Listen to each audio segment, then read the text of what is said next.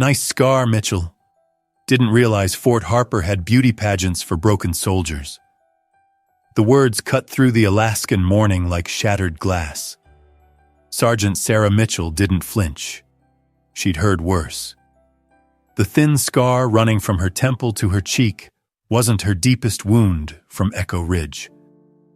Private Luke Brennan's cruel laughter echoed across the formation, but Sarah kept running. Each footfall in the snow matched her heartbeat. One step forward, always forward, even when the voices of the dead whispered her name through the wind. But what happens when the soldier everyone calls a coward is the only one willing to walk back into hell to save them? Before we dive into what really happened on that mountain, hit that like button and subscribe right now. Trust me, you won't want to miss where this story goes. The truth about Sarah Mitchell will change everything you think you know about heroism. Her transfer to Fort Harper had been swift and quiet, the kind that happened when too many questions were asked. Sarah's personnel file was thicker than most, but the pages that mattered were sealed with classifications that even seasoned officers couldn't access. All anyone knew was that she'd served at a remote mountain outpost. Something had gone catastrophically wrong, and she'd requested the most isolated assignment the Army could offer. The rumors filled the silence with their own twisted logic. Whispers followed her through Fort Harper's corridors like shadows. Some said she'd cracked under pressure during a classified mission. Others claimed she'd abandoned her post when things got difficult. The most persistent rumor was that she'd left her entire team behind during a critical operation at Echo Ridge. Sarah found herself wondering if silence was a choice or a prison.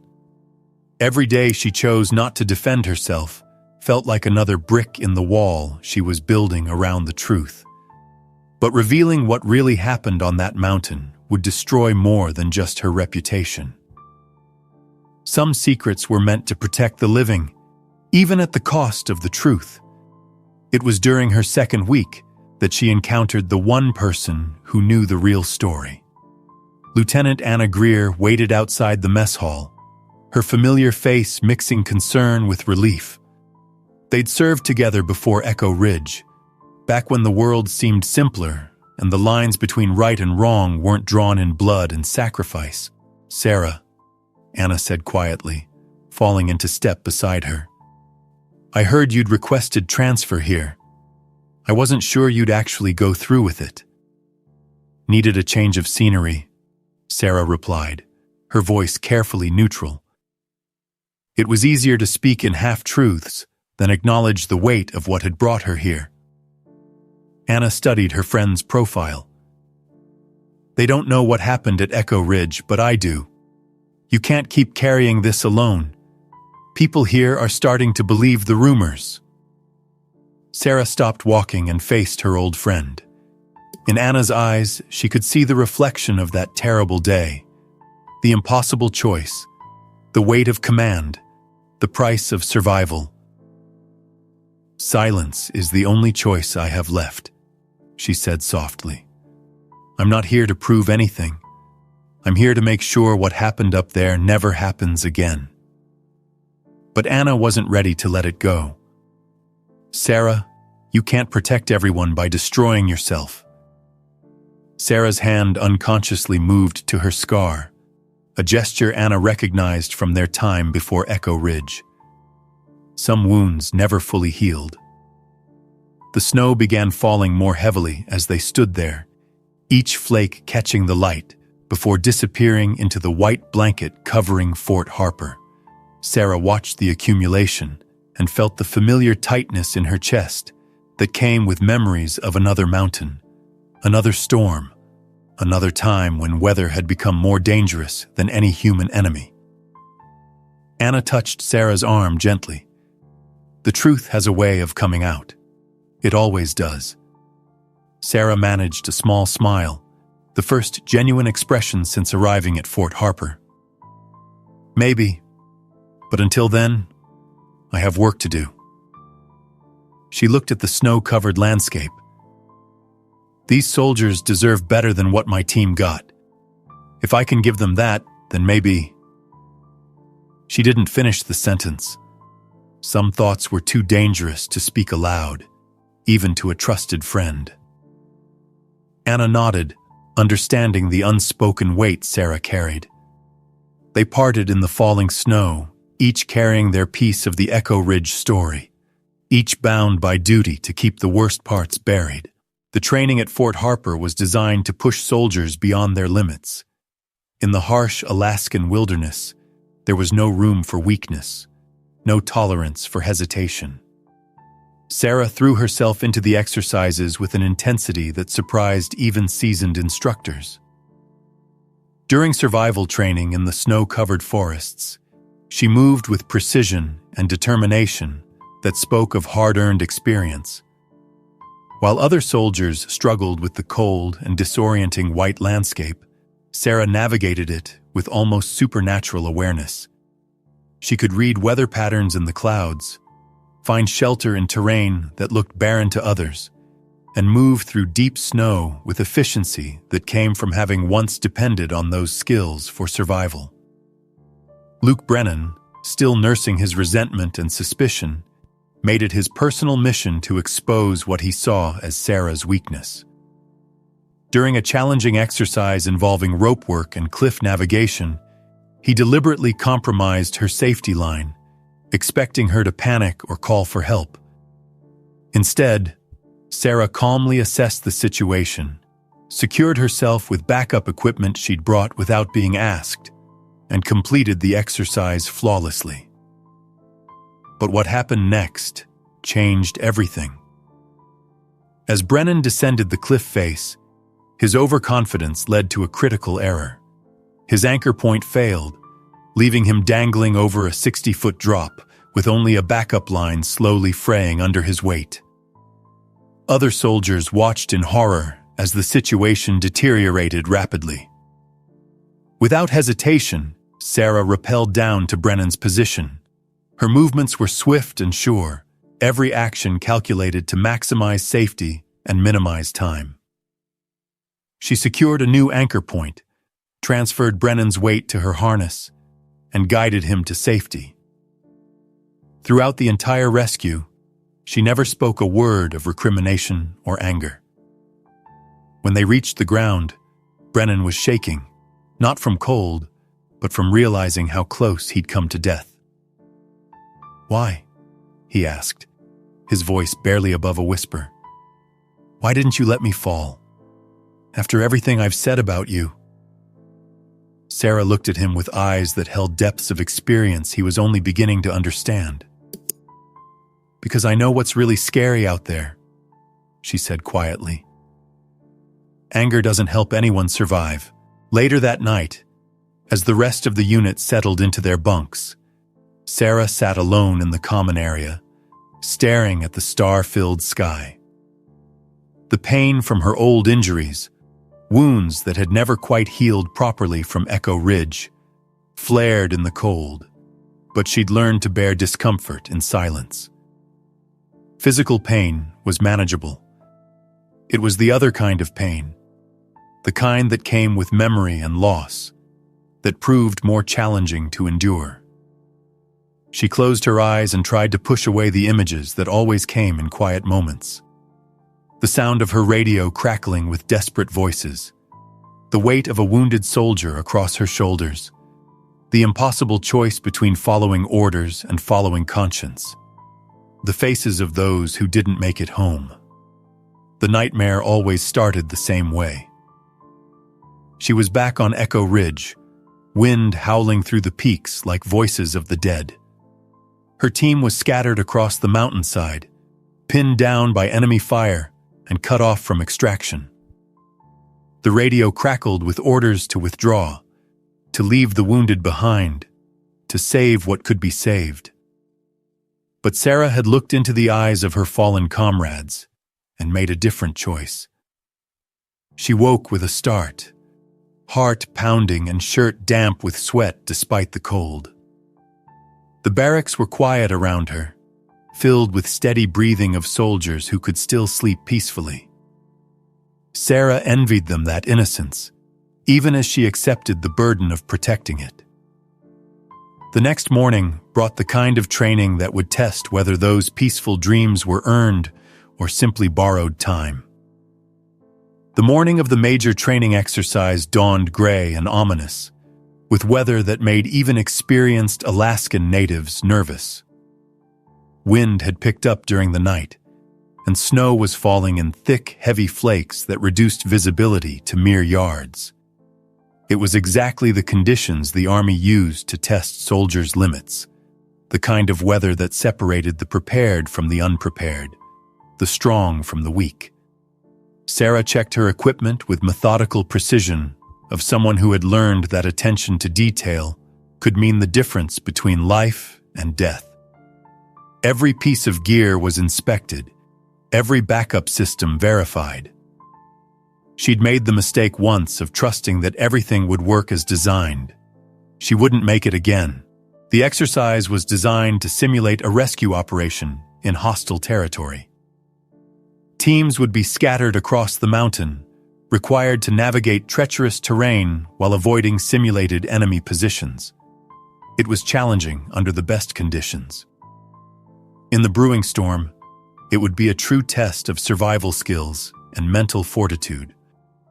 Luke Brennan and two younger soldiers, Privates Martinez and Chen, were assigned to the most remote checkpoint.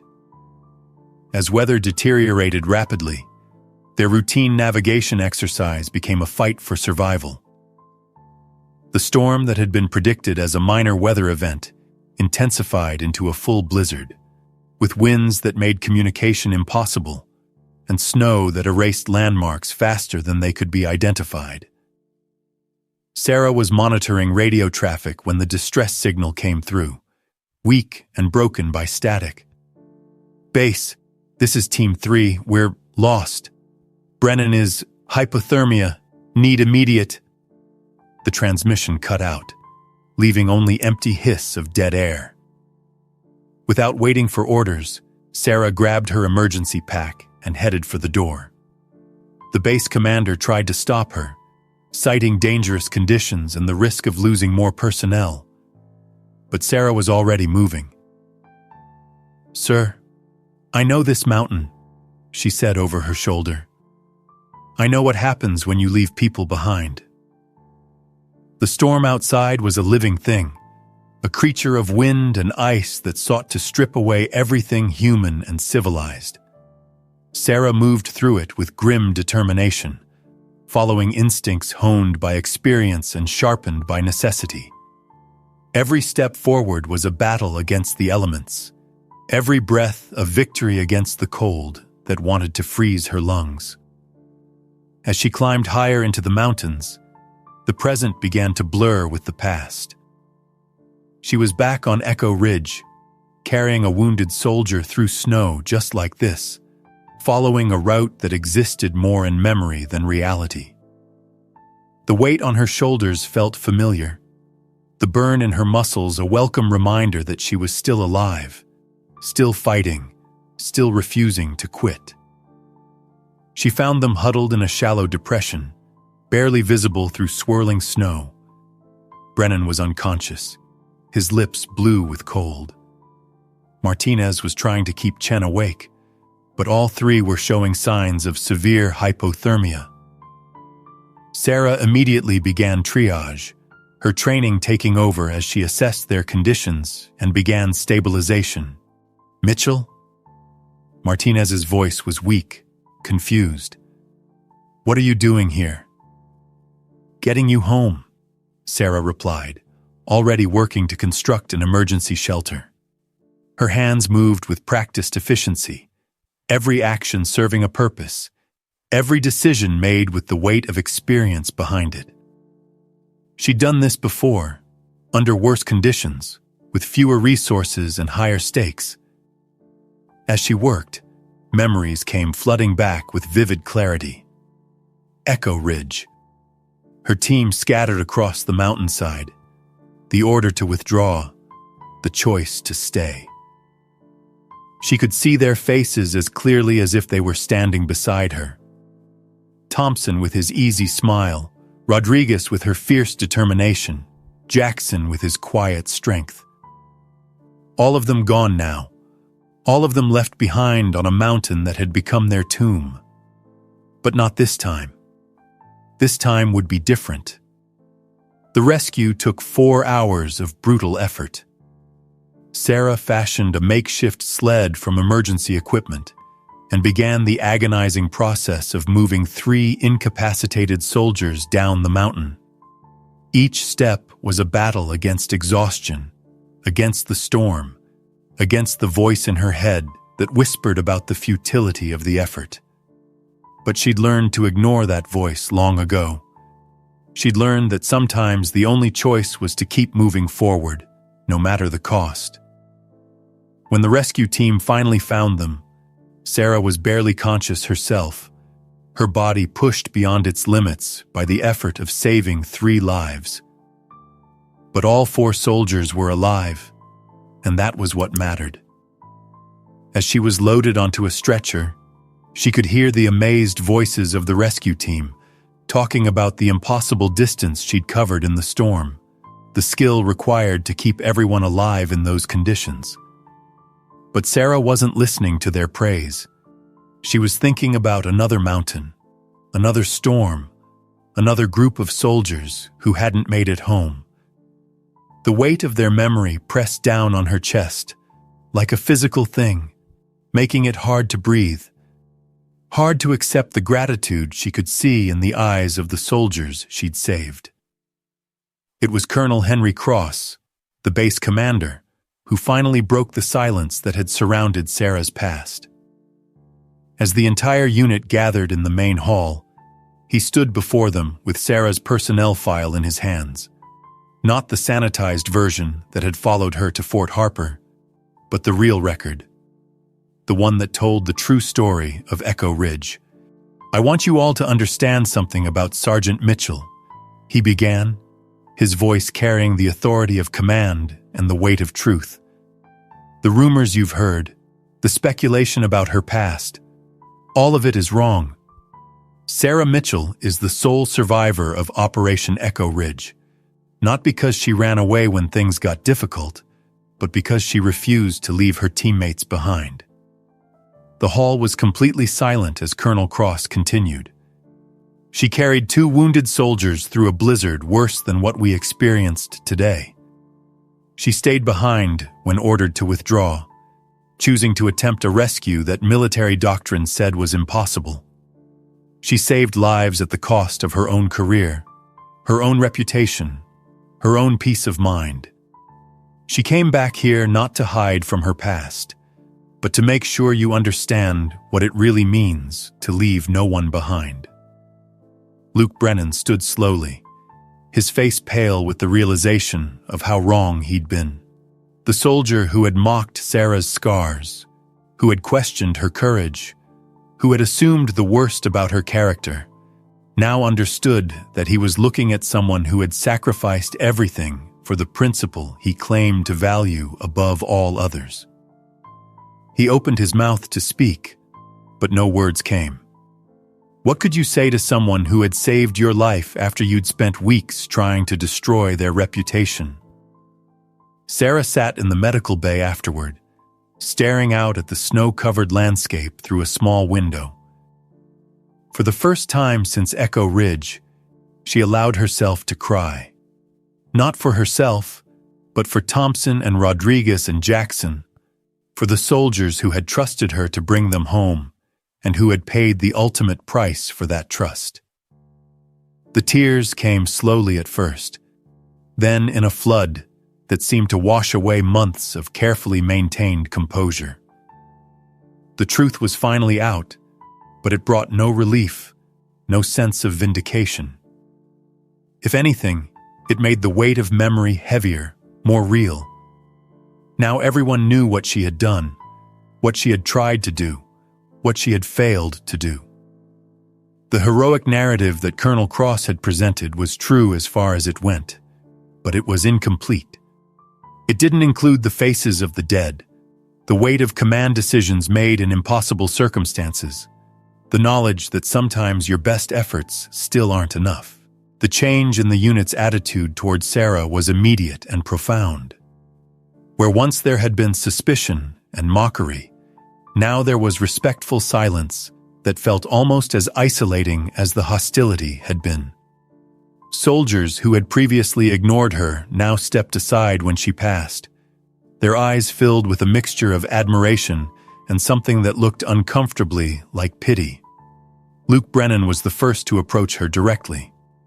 He found her in the equipment room, methodically cleaning and organizing gear with the same precision she brought to everything else. He stood in the doorway for a long moment, searching for words that seemed adequate to the situation. "Sergeant Mitchell," he finally said, his voice stripped of its usual bravado. "I owe you an apology. More than an apology. I was wrong about you. Completely wrong." Sarah looked up from the rifle she was cleaning, her expression unreadable. "You didn't know," she said simply. "None of you knew."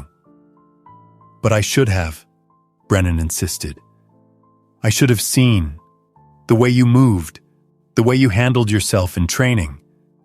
Someone doesn't develop those skills sitting behind a desk. I let my own prejudices blind me to what was right in front of me." Sarah set down the rifle and looked at him directly. "What you saw was someone carrying the weight of failure," she said quietly. "Someone who couldn't save the people who mattered most. If you want to learn something from this, learn that heroism isn't about the successful missions. It's about the ones where you try everything, and it still isn't enough, and you have to find a way to keep going anyway." The conversation was interrupted by the arrival of Colonel Cross, who carried with him a small wooden box that Sarah recognized immediately.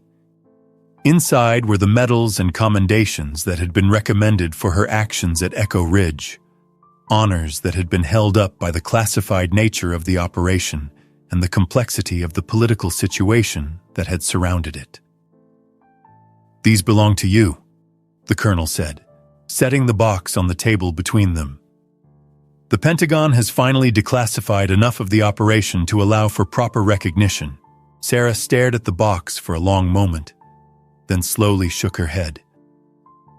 "I didn't come back for recognition, sir. I came back because I have a responsibility to the people who didn't make it home. Medals don't honor their sacrifice. Making sure their deaths meant something. That's what honors them." She stood and walked to the window, looking out at the training ground where young soldiers were learning the skills that might one day save their lives or the lives of their comrades.